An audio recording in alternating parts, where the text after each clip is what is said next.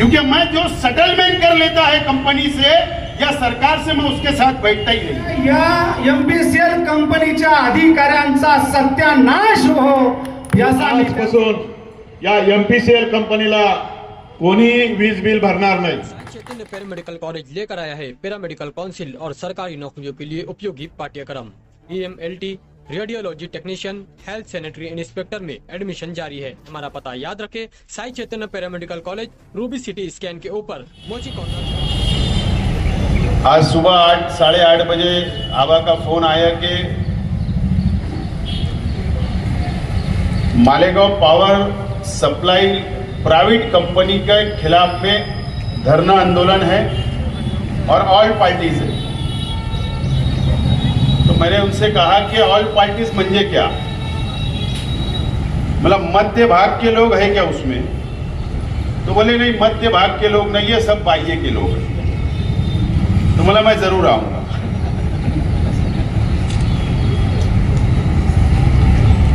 मैं अभिनंदन करता हूं सुनील गायकवाड़ साहब का और सभी ऑल पार्टीज, सभी नेताओं का, कि ये आंदोलन का समय बहुत अच्छा है, इसका टाइमिंग बहुत अच्छा है। यहां कोई राजकीय भाषण नहीं करना है, लेकिन आज मैं हमारे मीडिया के माध्यम से मालेगांव शहर और मालेगांव तालुके की जनता को कुछ माहिती देना है और कुछ मालूमात देने के लिए यहां पर उपस्थित हुआ। मुझे याद है जब महाराष्ट्र की सरकार ने, ऊर्जा विभाग ने अजून याची मोठी बांधावं लागेल। या अधिकाऱ्यांना पहला टेंडर जब मालेगांव शहर का निकाला, यांच्या ऑफिसला टाळा ठोकावं लागेल। आप लोग जानकारी में रखिए ये बात, आपके लिए बहुत महत्व है आगे के लिए। जब महाराष्ट्र के अंदर अकोला शहर था, उसका भी टेंडर फ्लैश हुआ था। एक मालेगांव मध्य का था टेंडर, मालेगांव सेंट्रल असेंबली हल्के का था, और मुमरा का एक टेंडर था। ऐसे 3 टेंडर एक साथ में महाराष्ट्र की सरकार ने, ऊर्जा विभाग ने फ्लैश किया था, टेंडर निकाला था।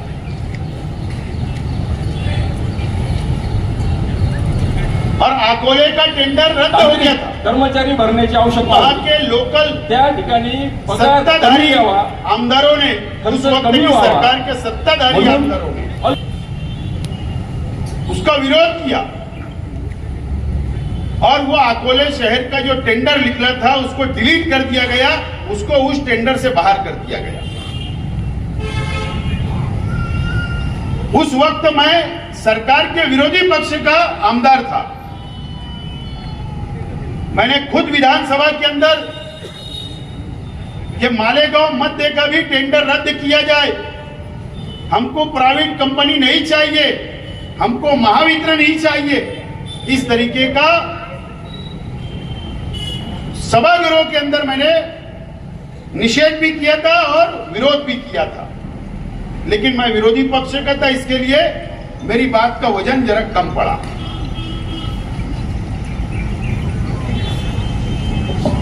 टेंडर निकला था मालेगांव मध्य का, लेकिन मैं ये बता रहा हूं कि मालेगांव बाह्य मतदार संघ का बाद में वो ऐड किया गया था। जब तक वो टेंडर में मालेगांव बाह्य विधानसभा क्षेत्र का कोई उल्लेख नहीं था। सवाल ये है, प्रश्न ये है कि ये बाद में कैसे आया, इसके ऊपर तुमको विचार विमर्श की करने की जरूरत है, और इस बाह्य मतदार संघ की जनता को भी इसके ऊपर विचार करने की आवश्यकता है। ये प्रश्न छोड़ के मैं जा रहा हूं। अगर मेरी बात गलत निकली तो तुम्हारा जूता मेरा सर रहेगा। और मैंने इसके लिए आवाज से कहा कि मालेगांव मध्य के लोग भी है क्या आज के धरने में, क्योंकि मैं जो सेटलमेंट कर लेता है कंपनी से या सरकार से, मैं उसके साथ बैठता ही नहीं। और मुझे विश्वास है कि यहाँ पर बैठने वाले सेटलमेंट लोग नहीं है, लड़ने वाले हैं और जीतने वाले लोग हैं। इसके लिए आज मैं आपको धरने के अंदर पाटिंबा देने के लिए खड़ा हुआ हूं, यहां पर आया हूं।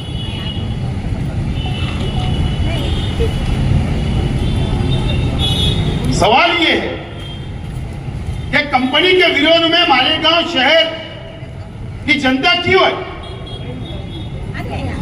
अनेक आंदोलन हुए, अनेक धरने हुए, लेकिन आज तक एक प्लेटफार्म पर, एक मंच पर, एक बैनर पर मालेगांव शहर के लोक प्रतिनिधि या सभी पक्ष के लोग एकत्र नहीं हुए। आज बहुत अच्छी संधि है कि आज की ये शुरुआत है हमारी। मैं सभी लोगों से विनती करता हूं कि ये धरना आंदोलन से कुछ होने वाला नहीं है। नागपुर शहर के अंदर मीटर के खिलाफ में 8 दिन पहले आंदोलन हुआ। आज मालेगांव में प्राइवेट कंपनी के खिलाफ हो रहा है और भिवंडी के अंदर कई वर्ष से वो लोग संघर्ष कर रहे हैं। आज आवश्यकता है, विधानसभा का इलेक्शन सामने है, हमको सब मिलकर एक बड़ा मोर्चा निकालकर सरकार को बताना है कि हम जब भाग लेंगे विधानसभा के चुनाव में, अलग अलग पार्टियों में हम हो सकते हैं, लेकिन शहर की और मालेगांव शहर की जनता के लिए हम एकत्र है, इनके हित के लिए एकत्र है। इसके लिए एक बड़ा आंदोलन खड़ा करो। मैं आपके साथ है, मेरा पक्ष, मेरे कार्यकर्ता आपके साथ रहेंगे। टेक्निकल बातें बहुत है, जहां बुनकर परेशान है वहां घरगुती वाले परेशान, जहां गरीब परेशान है वहां अमीर परेशान है। इससे कोई छूटा उठा नहीं है। ये कंपनी, ईस्ट इंडिया कंपनी जब कलकत्ता के अंदर आई तो उन्होंने देश पे कब्जा कर लिया, देश पे कब्जा कर लिया। आजादी के लिए हमको लड़ना पड़ा और यही कलकत्ता के लोग, यही जहां से ईस्ट इंडिया कंपनी आई थी, उसी शहर के लोग मालेगांव के ऊपर कब्जा कर लिए। और अगर इनसे आजादी चाहते हो तो हमको सबको एकत्र होकर इनके खिलाफ लड़ना पड़ेगा, सरकार के खिलाफ लड़ना पड़ेगा। लेकिन लोक प्रतिनिधि, चाहे वो कोई भी पक्ष का, जो सत्ता में है, जिसके पास कुर्सी है, जिसके पास चेयर है, उसकी ज्यादा जिम्मेदारी, जवाबदारी होती है कि सरकार के अंदर बैठकर ये कंपनी को यहां से भिजाना चाहिए।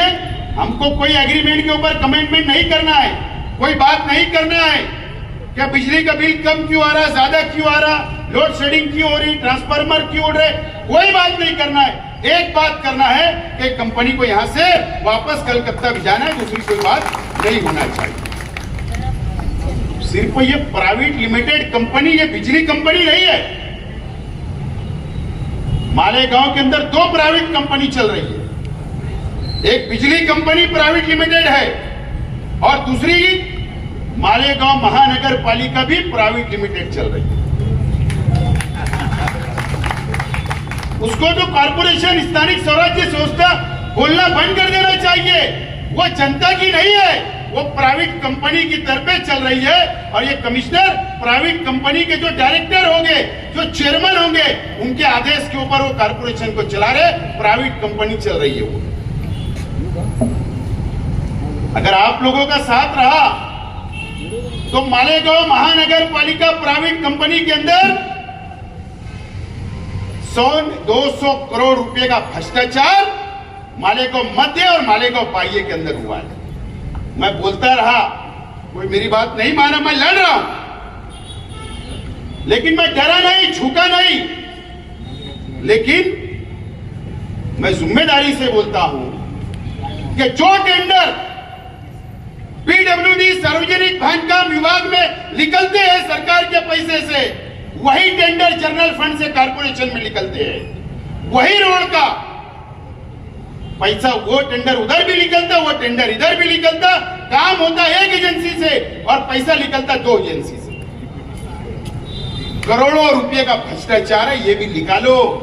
ये जनता का पैसा है, ये प्राइवेट कंपनी, ये दोनों को बंद करना पड़ेगा, जब जाकर ये शहर बचेगा, और नहीं तो ये शहर बर्बाद हो जाएगा। यहां के उद्योग चले जाएंगे, लोग घर छोड़कर चले जाएंगे, टैक्सेस बढ़ते जा रहे हैं। इसके जवाबदार कौन है? जहां अगर हम लोग प्रतिनिधि छोटे छोटे विरोधी पक्षों में अगर हम जवाबदार हमारे अपने आप को मानते हैं, इसलिए हम आंदोलन कर रहे हैं, लेकिन सबसे ज्यादा जिम्मेदारी और जवाबदारी मालेगांव मध्य और बाइयों के लोक प्रतिनिधि की है, और ये जवाबदारी उनको निभाना पड़ेगा। अपेक्षा है, आशा है कि विधानसभा इलेक्शन से पहले ये कंपनी मालेगांव से जाए, ऐसी हमको आशा है, अपेक्षा है। लेकिन मैं आखिर में एक विनती करता हूं कि ये छोटे आंदोलन से काम चलने वाला नहीं। आंदोलन करना है तो बहुत बड़ा शहर बंद करो, हम आपके साथ हैं। मोर्चा निकालो, हम आपके साथ हैं। सरकार के पास शिष्टमंडल जाना है, आप वक्त लो, हम सब साथ में जाके सरकार के पास हमारी बात रखेंगे, और ये कंपनी को वापस कलकत्ता भिजाने का काम परवन हमको करना पड़ेगा। मैं मेरे पक्ष की तरफ से आप इस आज के आंदोलन को पाठिंबा देता हूं, और जब भी आप याद करेंगे मैं आपके साथ खड़ा हूं। धन्यवाद। जय हिंद, जय महाराज। बहुत अच्छा जी भाई। राजेंद्र परदेशी आणि वाघ साहेब यांचा अनादर करणाऱ्या या एमपीसीएल कंपनीच्या अधिकाऱ्यांचा सत्यानाश हो, याचा मी त्यांचा या ठिकाणी निषेध नोंदतो। हा निषेध नोंदत असताना आणि आपलं खासगीकरण या ठिकाणी लॉसेस कमी इथे आले असताना आपल्यावर हे खासगीकरणाचं भूत आपल्या मालेगावकरांच्या मानगुटीवर दिलं, तर हे कोणी दिलं? ज्या ज्या सरकारने, ज्या ज्या ऊर्जा मंत्र्यांनी, ज्या ज्या लोकप्रतिनिधींच्या आशीर्वादाने हे मालेगावकरांच्या गोरगरीब जनतेच्या मानगुटीवर हे खासगीकरणाचं भूत आलं असेल, त्या ऊर्जा मंत्री, त्या सरकार, त्या लोकप्रतिनिधींचा सुद्धा मी तमाम जनतेच्या वतीने सत्यानाश हो अशा प्रकारचा निषेध करतो। आज उद्यामध्ये मिळणार आहे, आणि याच्यात जे तरुण ही सगळी माहिती काही घेत असतील तर त्या 25ल्या आतल्या तरुणांना या ठिकाणी मी आवाहन करेन की जोपर्यंत ही एमपीएसएल कंपनी आपण या मालेगावातून घालवत नाही तोपर्यंत तुम्ही लग्न करू नका। आणि जे 55 माझ्या वयाचे जे असतील, ज्यांच्यात अजून थोडंफार बळ शिल्लक आहे, त्यांनी मात्र या आंदोलनामध्ये घरदारावर तुळशीपत्र ठेवण्याची तयारी ठेवावी। आज आपण या ठिकाणी पहिला नारा या ठिकाणी देऊ की आजपासून या एमपीसीएल कंपनीला कोणी वीज बिल भरणार नाही, कोणी वीज बिल भरणार नाही।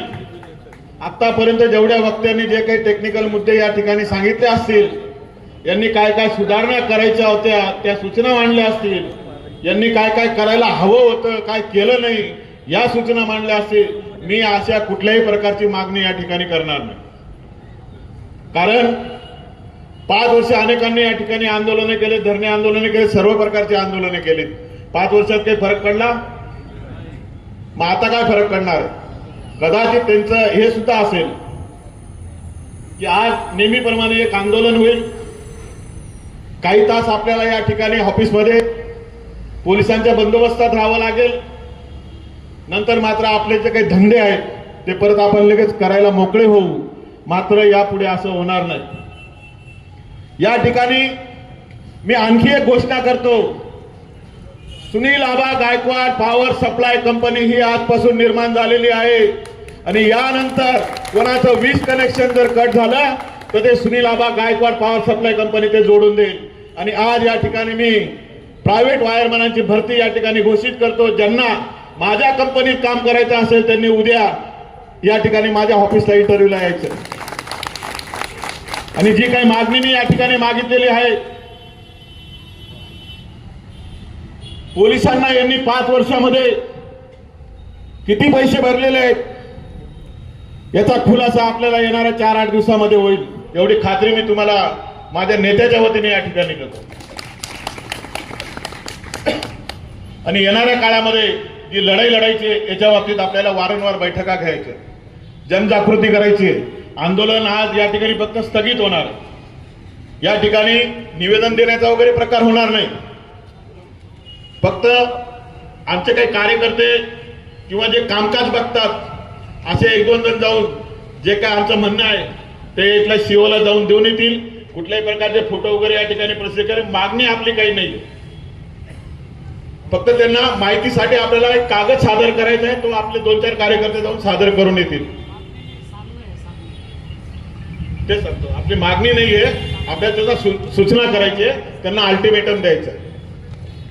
आणि अशा पद्धतीने आपण येणाऱ्या काळामध्ये एक रथ तयार करून आठवड्यातून किमान 3 दिवस आपण चौकामध्ये, मालेगाव मध्ये असो, मालेगाव बाह्यचा शहरी भाग असो, आपल्याला सगळ्या ठिकाणी कॉर्नर बैठका घ्यायच्या.